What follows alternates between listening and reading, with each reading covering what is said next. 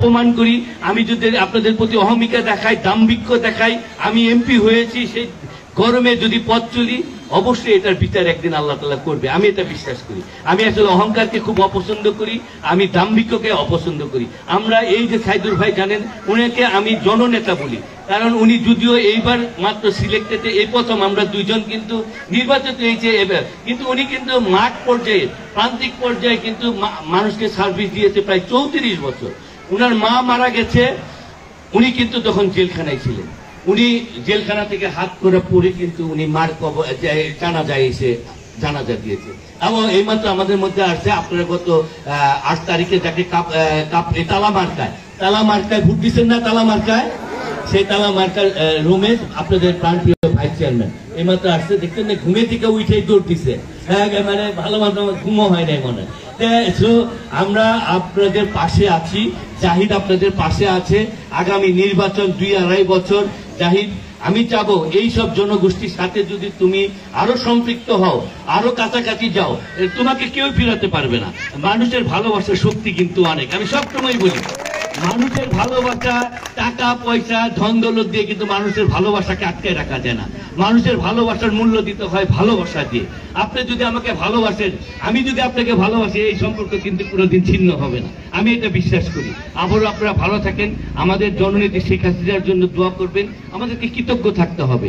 আমরা যে আমাদেরকে এনি মাননীয় প্রধানমন্ত্রী 34টা রকমের ভাতা দিচ্ছে, কেউ এখানে সবাই কেউ না কেউ আমরা ভাতা ভুগিয়ে আছি। কেউ হয়তো মাতৃকালীন ভাতা পাচ্ছি, বয়স্ক ভাতা পাচ্ছি, বিধবা ভাতা পাচ্ছি, মুক্তিযোদ্ধা ভাতা পাচ্ছি, এরকম অনেক রকমের ভাতার আওতায় কিন্তু আমরা কেউ না কেউ আছি। আমরা সারা বছর তার সুবিধা নিব, ভোট উঠলে তাকে ভুলে যাব, তখন আমরা বড় বড় কথা বলবো, তাহলে তো অকৃতজ্ঞতা হবে না। এবং আমি বিশ্বাস করি অকৃতজ্ঞ মানুষ বারে বারে থাকে। আপনি আমাকে উপকার করলেন, উপকার পেয়ে আমি আপনাকে ভুলে গেলাম, আমি বিশ্বাস করি এই জীবন দশায় আবার আপনাকে আল্লাহ তাআলা আপনার কাছে আমাকে নিবে না, অবশ্যই নিবে। আমি বিশ্বাস করি আপনার কাছে না নিয়ে আল্লাহ তাআলা আমার মরণই দিবে না। তা আমরা এই দর্শনে বিশ্বাস করি, আমরা এইভাবেই চলতে চাই। আবারও বলি, আপনারা আমাদেরকে আপনাদের সেবক হিসাবে দেখেন, আমাকে এমপি হিসাবে দেখেন না, সাইদুর ভাইকে উপজেলা চেয়ারম্যান হিসেবে দেখেন না, জাহিদুরকে চেয়ারম্যান হিসেবে দেখেন না। আমরা আপনাদের ভাই, আপনাদের আপনজন, সবচেয়ে কাছের মানুষ। আমরা আপনাদের যে কোনো বিপদে, যে কোনো আপদে, আমরা ছাড়াও যারা জনপ্রতিনিধি আছি তাদের ছাড়াও, এই যে দেলোয়ার ভাই আছেন, শওকত ভাই আছেন, যুবলীগের ছেলেরা আছে, ছাত্রলীগের ছেলেরা আছে, মেম্বাররা তাদেরকে কাছে যে আপনাদের প্রবলেমটা বলতে হবে। যদি কোনো মেম্বার আপনাদের প্রবলেম না শুনে, তা আপনাদেরকে যদি কখনো অবহেলা করে, দয়া করে আমাকে বলবেন, সেই মেম্বারের ব্যবস্থা আমি করে দেবো ইনশাল্লাহ।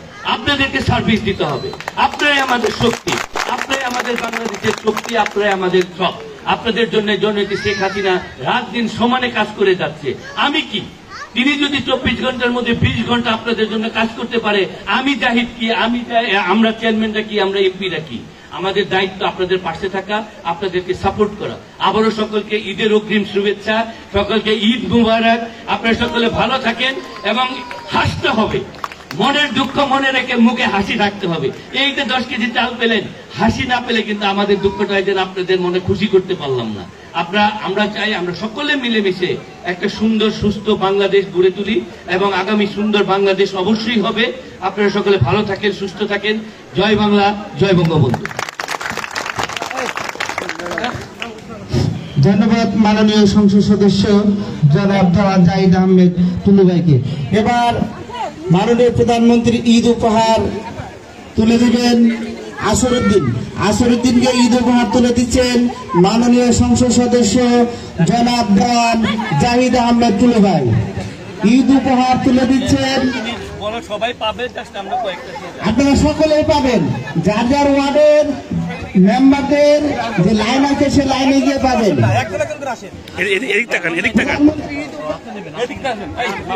প্রধানমন্ত্রী ঈদ উপহার তুলে দিচ্ছেন জনাব জাহিদ আহমেদ টুলু ভাই।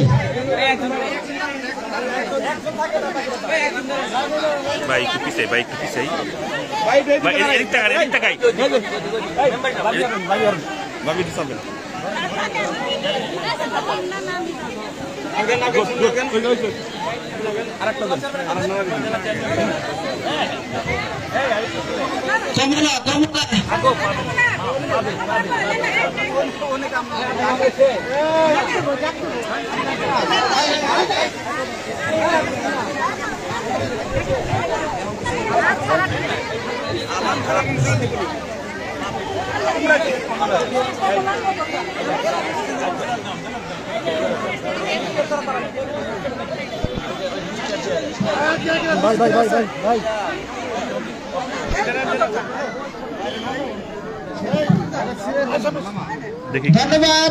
আপনারা সকলে আপনাদের ওয়ার্ডের মেম্বারদের যে লাইন আছে সেই লাইনে গিয়ে দাঁড়িয়ে যান। সুশৃঙ্খল ভাবে আপনারা আপনাদের ওয়ার্ডের